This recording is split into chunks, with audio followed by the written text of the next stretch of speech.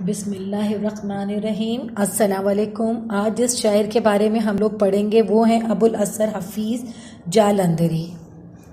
تعارف: محمد حفیظ نام حفیظی تخلص، ابو الاثر کنیت تھی۔ جالندھر میں پیدا ہوئے، اس لیے اپنے نام کے ساتھ آپ نے جالندری کا لفظ لگایا۔ قوم نے آپ کو خطاب دیا ابو الاثر کا۔ آپ نے ایک غریب گھرانے میں پرورش پائی، اس لیے زیادہ تعلیم نہ حاصل کر سکے۔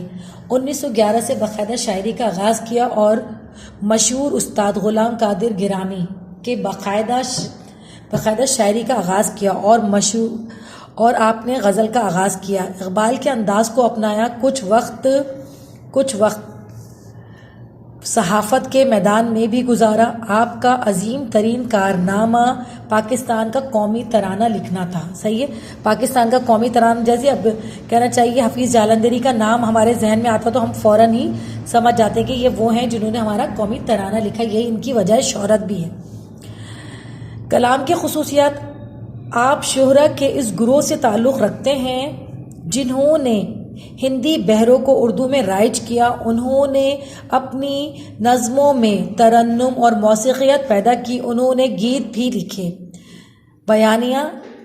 انداز بیانیہ یعنی کہ بیان کرنے کا آپ کا انداز تھا۔ حفیظ جالندری واقعات کو مؤثر انداز میں بیان کرتے تھے۔ ان کا شاعرانہ مہارت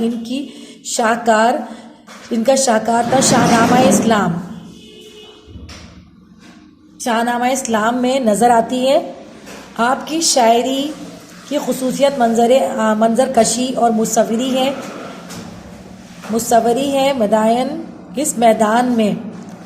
اس میدان میں وہ اپنے تمام ہم عصیر شعراء سے آگے نظر آتے ہیں، یعنی کہ جو آپ کا انداز بیان ہے اس جیسا کوئی بھی نہیں۔ میں ایک بات آپ لوگوں سے کہہ دوں، اگر یہ تصویر آپ کو کلیئر نظر نہ آئے تو اس کا اسکرین شاٹ لے لیا کریں، پھر آپ اس کو بڑا اور چھوٹا کر سکتے ہیں۔ وفات: اس ماہ ناز شاعر کا انتقال 1982 میں لاہور میں ہوا۔ آپ اپنی نیند سو گئے، یعنی اس دنیا سے آپ رخصت ہو گئے۔ اس کو زیادہ سے زیادہ شیئر کیجیے، زیادہ سے زیادہ لوگوں تک پہنچائے تاکہ لوگ اس سے زیادہ فائدہ اٹھا سکیں۔ ٹھیک ہے جی، کووڈ-19 ہے، اپنا خیال رکھیے گا۔ اوکے جی، اللہ حافظ۔